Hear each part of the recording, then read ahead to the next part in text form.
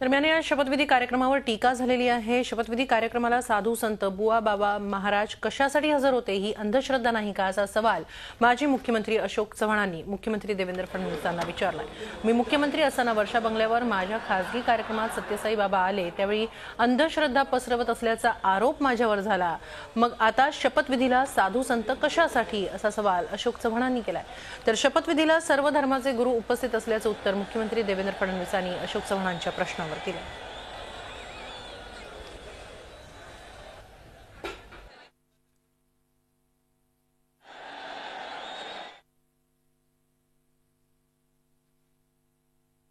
वेगवेगळ्या धर्माचे लोक त्या ठिकाणी उपस्थित होते।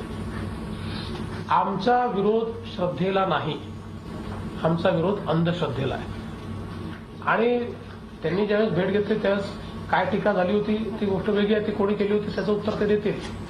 पण आम्ही नेहमी असं म्हणतो की श्रद्धा आणि अंधश्रद्धा याच्यामध्ये फार थिन लाईन असते। त्यामुळे श्रद्धावान समाज असावा का, तर तो असला पाहिजे, पण तो अंधश्रद्धा त्या ठिकाणी असू नये असं आमचं मत आहे।